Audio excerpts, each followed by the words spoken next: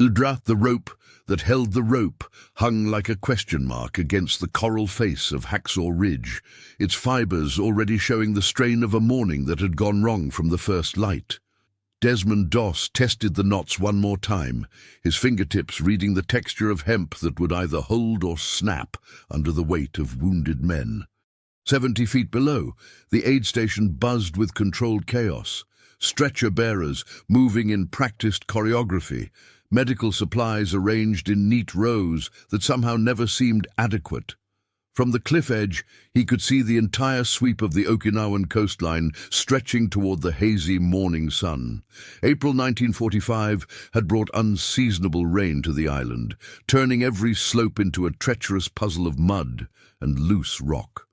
The 77th Infantry Division had been grinding forward for weeks, taking one ridge at a time, paying for each 100 yards in casualties that the field hospitals couldn't quite keep pace with. But Hacksaw Ridge was different, a sheer wall of coral and volcanic rock that offered no gentle approaches, no flanking routes, just a vertical climb into a plateau that the Japanese had turned into a carefully orchestrated killing field. The morning assault had begun with optimism born of successful artillery preparation. Captain Anderson's company had scaled the rope lines in pre-dawn darkness, hoping to establish a foothold before the defenders could react. For 30 minutes, it had seemed like the plan might work. Then the hidden machine gun nests had opened fire simultaneously, and the ridgetop became a maze of interlocking death where every movement drew bullets from multiple directions. Now, 3 hours later, Doss knelt beside the anchor point, a twisted steel beam jutting from what had once been a Japanese bunker, and listened to the sounds drifting up from below. Sergeant Howell's voice carried clearly in the morning air, calling orders to the stretcher teams. The wounded who could be reached had already been evacuated. The ones who couldn't lay scattered across the plateau above, their calls for help growing weaker as shock and blood loss took their toll. "Doss!" The captain's voice cracked like a whip from the command post below. "Get down here now! We're pulling back for artillery support." The medic's hands paused on the rope. Artillery support meant naval bombardment, high explosive shells that would turn the ridgetop into a moonscape of craters and flying coral. Standard procedure called for complete evacuation of friendly forces before the big guns opened up. Standard procedure assumed that all the wounded could be carried to safety on stretchers through covered approaches, with adequate manpower and time. Standard procedure had never accounted for Private Morrison, 19 years old, and calling for his mother somewhere in the smoke beyond the cliff edge. "I hear you, sir," Doss called back, his voice steady despite the tremor in his hands. "Just checking the anchor point one more time." It wasn't entirely a lie. The steel beam groaned ominously under the constant vibration of nearby explosions, and the rope showed wear marks where it passed over the sharp coral edge. But the real truth was simpler and more complicated. He couldn't make himself walk away from the sounds drifting down from the plateau, not when his medical bag still held morphine and bandages, not when the rope still held. Below him, he could see the company assembling for withdrawal. Mud-stained soldiers moved with the careful efficiency of men who had learned to husband their energy for the next assault, the next ridge, the next impossibly steep climb. Their faces showed the particular exhaustion that came from fighting an enemy who had turned every cave and crevice into a fortress, who appeared and disappeared like ghosts in the coral maze above. Doss had felt that same exhaustion during the morning's evacuation, the weight of wounded men on his shoulders, the endless trips up and down the rope, the gradual depletion of medical supplies that never seemed adequate for the reality of combat wounds. His uniform was already soaked with other men's blood, his hands raw from rope burn and the constant handling of stretcher straps. Every muscle in his body ached with the particular fatigue that came from carrying human weight down a vertical cliff face while machine gun bullets sparked off the rocks around him. But 17 men lay beyond his reach on that plateau, and the rope still held. He had volunteered for medical training partly because of his faith, the Seventh-day Adventist conviction that forbade him from carrying a weapon, from taking human life, even in the context of war. The other soldiers had initially viewed this stance with everything from skepticism to outright hostility. A man who wouldn't carry a rifle in a rifle company seemed like a liability, a weak link in the chain of mutual protection that kept them all alive. The irony wasn't lost on him that his refusal to kill had led him to this moment, alone on a cliff face, preparing to climb back toward enemy fire while everyone else retreated to safety. Faith was supposed to provide comfort, certainty, clear answers to moral questions. Instead, it had given him a rope burn in his palms and the sound of wounded men calling his name from the darkness. The artillery bombardment would begin in 20 minutes. Naval spotters had already called in the coordinates, and somewhere offshore, the big guns were training on the ridge coordinates. 20 minutes to reach Morrison, and whoever else might still be breathing in that coral hellscape above. 20 minutes to prove that the rope could hold, that faith meant something more than prayers and good intentions. As he began the climb back up toward the plateau, Doss found himself whispering the same prayer that had carried him through every assault since the division had landed on Okinawa. Lord, help me get one more, just one more. If stories like this make you imagine what you'd do under fire, tell us in the comments how you think you'd react in this situation, and stay with us for the next chapters. The plateau stretched before Doss like a fever dream, painted in coral dust and smoke. What had been solid ground that morning was now a landscape of overlapping shell craters, each one deep enough to hide a man or conceal a spider hole where Japanese soldiers might emerge without warning. The 77th Infantry Division had taken this ridge twice before, only to be driven back by counterattacks that seemed to materialize from the rock itself. Today's assault was supposed to be different. Heavier artillery preparation, better coordination, multiple approach routes. Instead, it had become another chapter in the grinding arithmetic of Pacific warfare.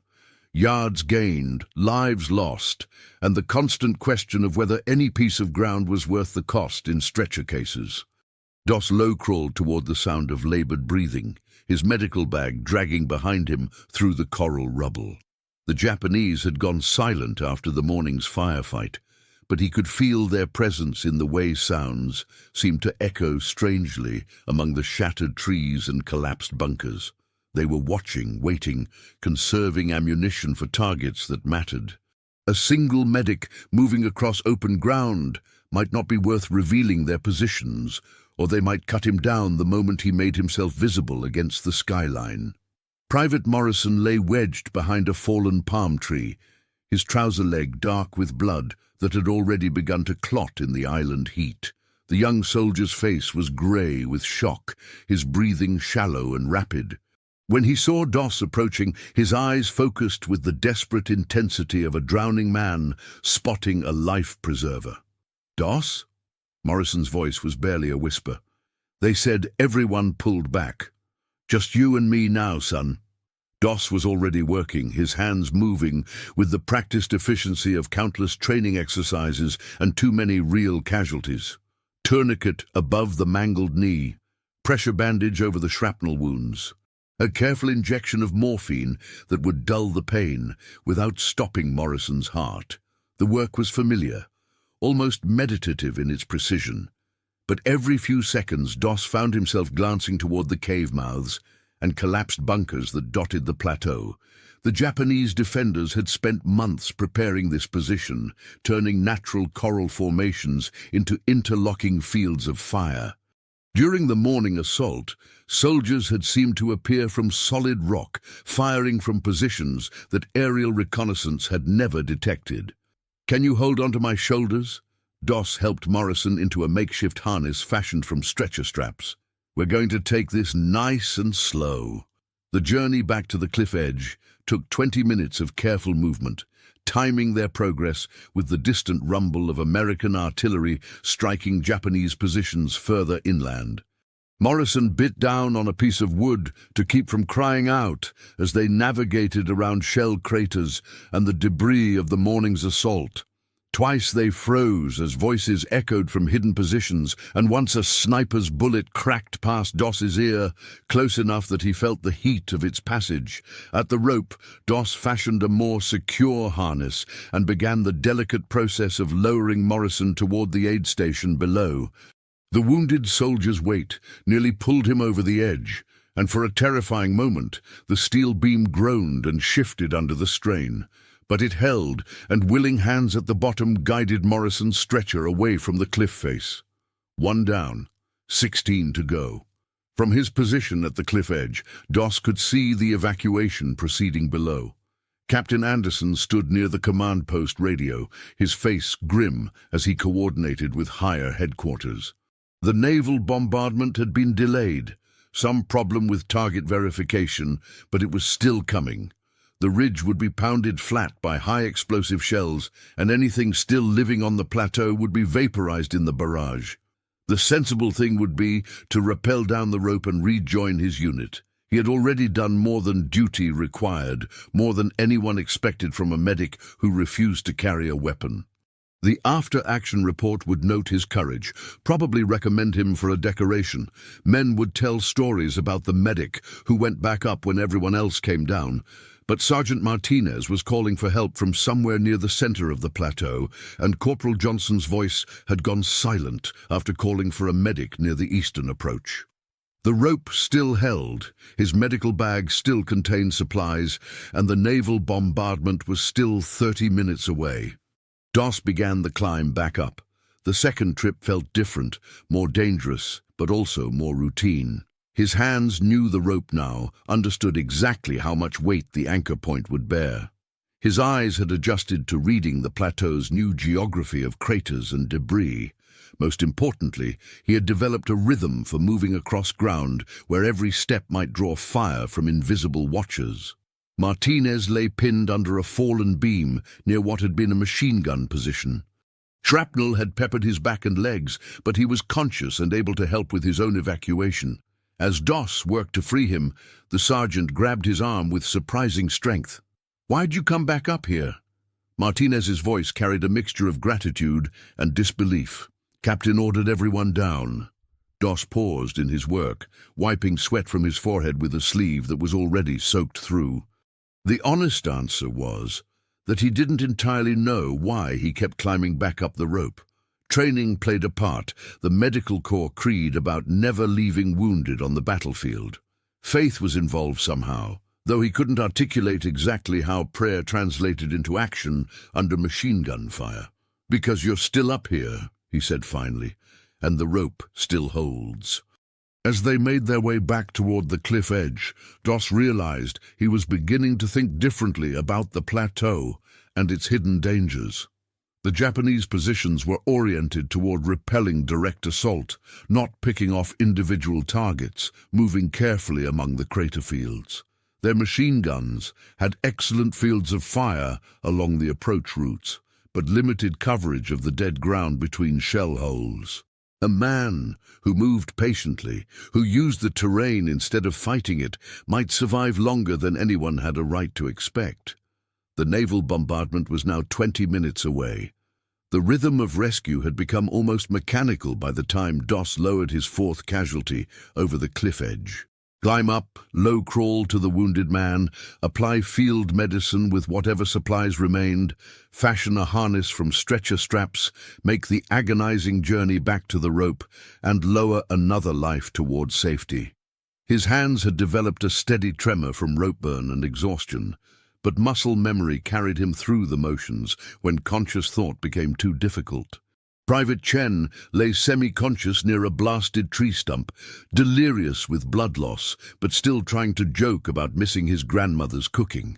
Corporal Johnson was silent when Doss reached him, but still breathing, unconscious from shock, shrapnel wounds across his chest and arms requiring immediate evacuation. Each casualty presented a different medical puzzle, a different calculation of time and risk and what could be accomplished with dwindling supplies. The plateau around him was changing as the afternoon wore on. Shell craters that had seemed randomly scattered now formed a loose pattern that offered concealed movement routes. Debris from the morning's bombardment had settled into configurations that provided cover from certain angles while exposing him to others. Most significantly, the Japanese defenders seemed to have withdrawn deeper into their cave systems, conserving ammunition and personnel for the counterattack that would come after dark. From his position near the cliff edge, Doss could see activity intensifying at the aid station below. Additional medical personnel had arrived from the rear areas, along with extra stretchers and supplies. Word was spreading through the division that something unprecedented was happening on Hacksaw Ridge. A single medic conducting a one-man evacuation operation while an entire company waited for naval bombardment to clear the way for the next assault. The radio chatter from the command post carried clearly in the afternoon air fragments of conversation that painted a broader picture of the tactical situation. The 77th Infantry Division was making limited progress across southern Okinawa, taking casualties that couldn't easily be replaced. Every man saved meant one less replacement needed from the shrinking pool of trained infantry stateside. Every man lost represented months of training and experience that could never be recovered. But the arithmetic of personnel management felt abstract compared to the reality of Corporal Hayes, trapped under a fallen beam and calling weakly for help near the center of the plateau. Hayes was a big Arkansas farm boy who had always treated Doss with skeptical respect, acknowledging his medical skills while remaining puzzled by his refusal to carry a weapon. Now he lay pinned from the waist down, conscious but unable to free himself without help. It took 15 minutes of digging with bare hands and a broken entrenching tool to shift enough debris to pull Hayes free. All the while, Japanese voices echoed from nearby cave mouths, and occasional flares popped overhead as the defenders tested their night illumination systems. Time was running out in multiple ways, the naval bombardment now just minutes away, Hayes bleeding internally from injuries that required immediate surgery, and Doss himself operating on reserves of strength that were nearly exhausted. "Why'd you come back, Doss?" Hayes whispered as they began the slow crawl toward the cliff edge. "We all figured you for yellow, not carrying a rifle and all." The question hung in the air between them as they navigated around shell craters and debris fields. It wasn't the first time someone had questioned his courage, and it wouldn't be the last. The assumption seemed to be that refusing to kill indicated a reluctance to face danger, as if the two things were somehow connected in ways that Doss had never been able to understand. "Maybe I am scared," he admitted as they paused in a crater to rest. "But I can't leave you up here alone." The conversation died there, both men conserving energy for the movement ahead. But something had shifted in Hayes's expression, a recognition that courage might take forms that training manuals didn't cover. The medic who wouldn't carry a rifle had just spent hours moving across ground that seasoned infantry wouldn't cross voluntarily, motivated by something that had little to do with tactical doctrine or military discipline. As they reached the rope anchor point, Doss realized that his actions were being interpreted through frameworks he hadn't considered. Below, officers were taking notes and making radio reports about his activities. Men were gathering to watch each casualty descent, counting the lives being pulled back from certain death. Stories were already forming, anecdotes that would grow with each telling until they bore only passing resemblance to the reality of terror and exhaustion and dwindling medical supplies. The naval bombardment was 5 minutes out when Doss lowered Hayes toward the waiting medical team. The cliff face shuddered with the approaching sound of offshore artillery, massive guns training on coordinates that would soon obliterate everything above the rim. Standard military procedure called for complete withdrawal before fire support arrived. No exceptions, no individual initiatives that might compromise the bombardment's effectiveness. But Lieutenant Foster's voice was still calling weakly from the eastern edge of the plateau. and Private Williams had been silent too long near the collapsed bunker that anchored the Japanese defense line. The rope showed dangerous fraying where it passed over the coral edge, and Doss's hands were bleeding through his gloves. His medical bag was nearly empty, down to the last morphine syringe and a handful of bandages. 17 men had been scattered across the plateau when the company withdrew. 8 were now safe at the aid station below. 9 remained in the kill zone that naval artillery was about to transform into a landscape of fire and flying rock. The rope still held, barely. Would you follow the orders exactly or trust what your own eyes and instincts tell you in a moment like this? Comment which path you'd take, and share this episode with someone who loves real human stories from history. The first naval shell screamed overhead like an express train, impacting somewhere on the reverse slope of the ridge with a concussion that rattled Doss's teeth. He pressed himself against the coral face as debris rained down around the anchor point, small fragments of rock and metal that stung like angry hornets. The bombardment was beginning with ranging shots, naval spotters walking the artillery closer to target coordinates that would soon include his exact position. He had perhaps 3 minutes before the main barrage began. 3 minutes to reach Lieutenant Foster and make the impossible choice between his own survival and the life of a wounded officer who might already be beyond help. The mathematical certainty of the situation was brutally clear. No one could survive on the plateau once the big guns found their range. But mathematics had never accounted for the sound of a 19-year-old calling for his mother in the darkness, or the weight of a medical bag that still contained 1 morphine syringe. Foster lay crumpled behind a low coral formation, barely conscious from blood loss and shock. The young officer had led the morning's assault with the kind of aggressive courage that kept soldiers moving forward even when tactical sense called for withdrawal. Now he was paying the price in shattered bones and internal injuries that no field medic could repair. But his eyes tracked Doss's movements with desperate hope, and his lips formed words that were lost in the thunder of approaching artillery. "I'm sorry," Foster whispered as Doss began emergency treatment. "I'm sorry we doubted you." The apology carried weight that went beyond personal relationships. Foster represented the company's leadership, the tactical decisions and personnel judgments that had initially viewed Doss as a liability rather than an asset. His presence on the plateau was itself a kind of leadership, the willingness to share the risks he asked his men to take. Now he was acknowledging something that military training didn't cover, that courage might take forms that contradicted everything he had been taught about combat effectiveness. Doss worked with hands that trembled from exhaustion and adrenaline, applying pressure bandages to wounds that required surgery, administering the last morphine syringe to a man who might not live to reach the aid station. The professional part of his mind catalogued injuries and calculated survival probabilities. The human part simply focused on keeping Foster conscious long enough to get him off the plateau. Another shell impacted closer, and the steel beams serving as anchor point groaned ominously under the vibration. The rope showed new fraying where sharp coral edges had been cutting individual fibers throughout the afternoon. Physics and time were converging on a point where the entire evacuation system would fail, leaving both men stranded on ground that would soon be uninhabitable. As they began the crawl toward the cliff edge, Doss realized that his actions had transcended individual medical decisions and become something approaching the mythical. Below, he could see crowds gathering at the aid station.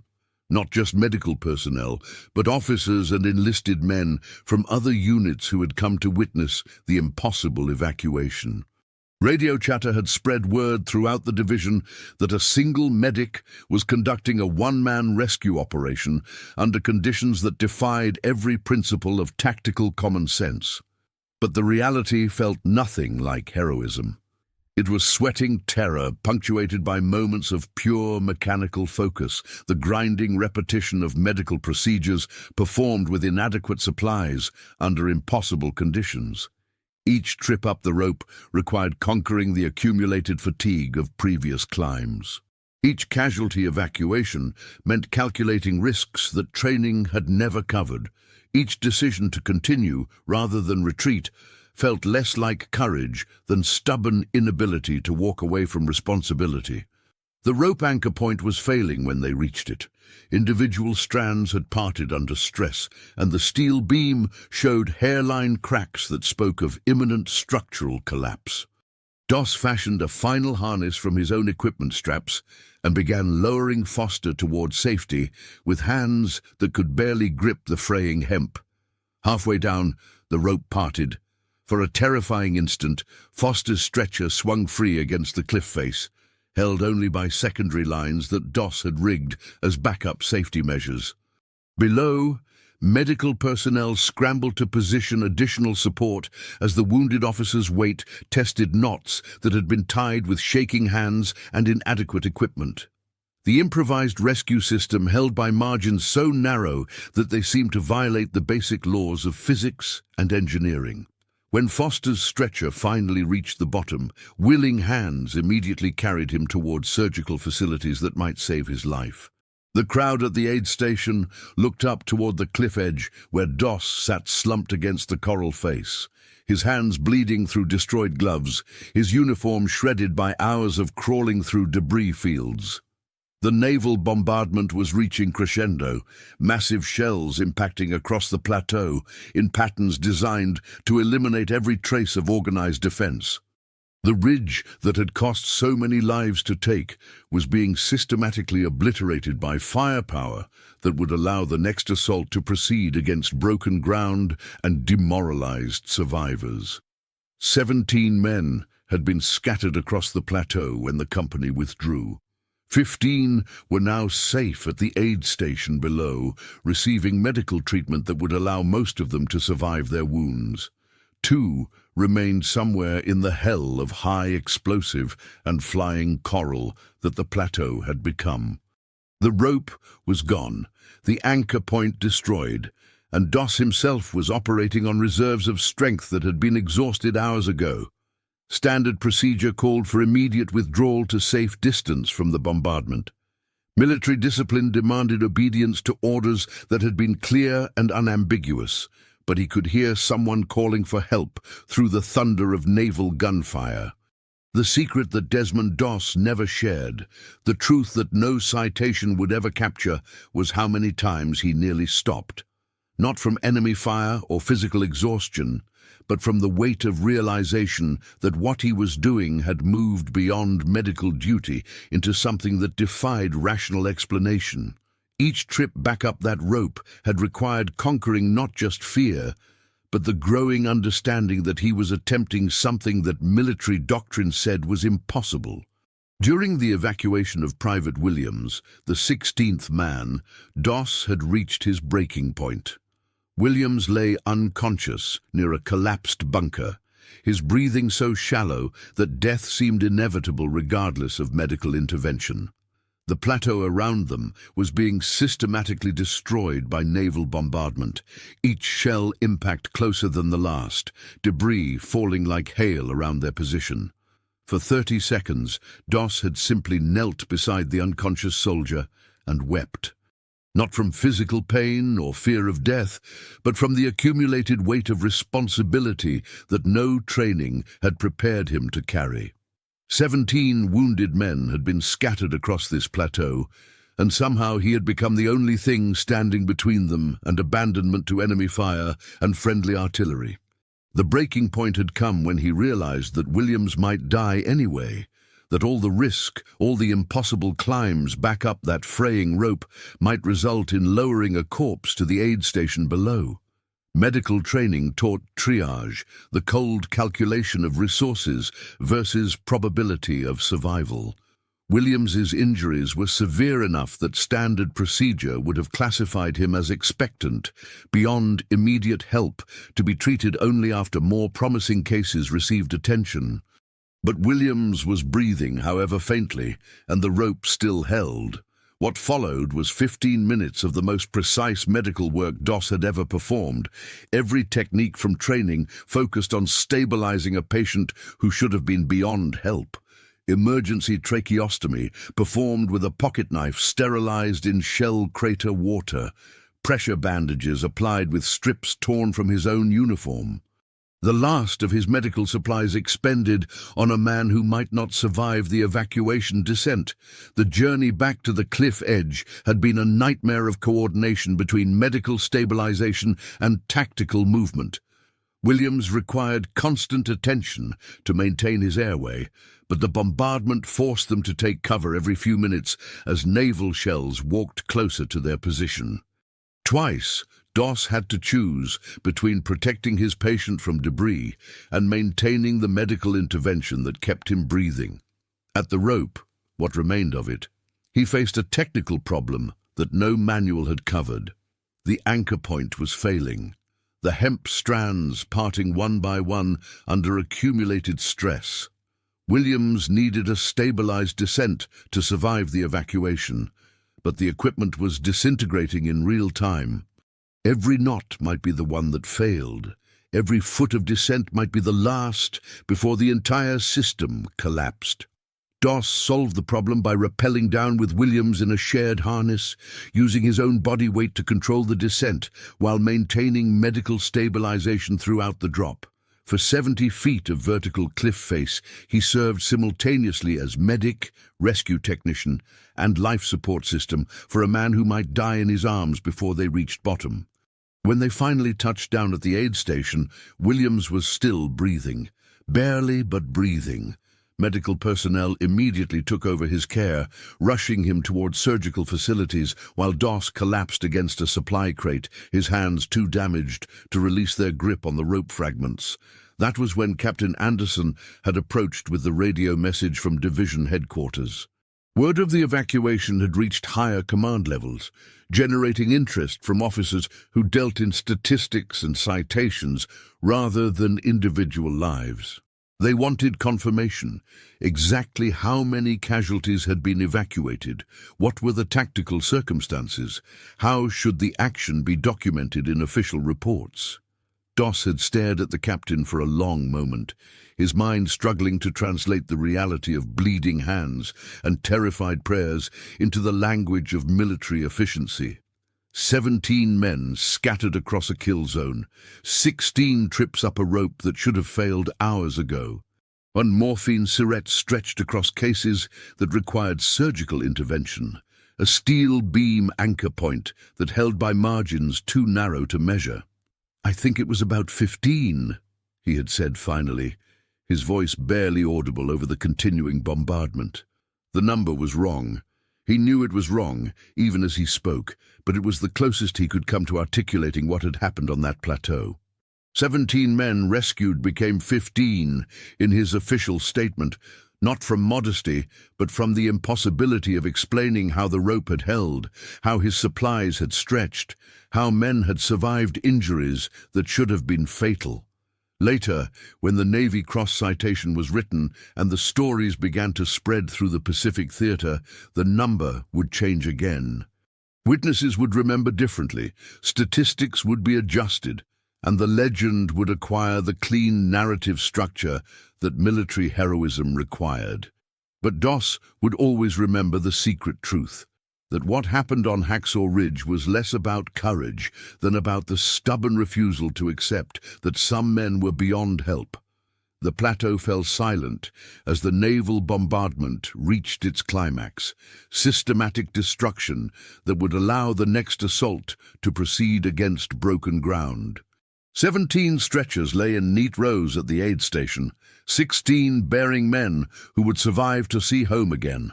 One, Private Morrison, the first man he had evacuated, was already sitting up and asking for water. The rope was gone, the anchor point destroyed, and Doss himself was beyond exhaustion. But 17 mothers' sons would write letters home, and that mathematical certainty felt more important than any citation or decoration. 23 years later, Desmond Doss would wake from dreams, where he still heard the hemp fibers parting one by one under impossible weight.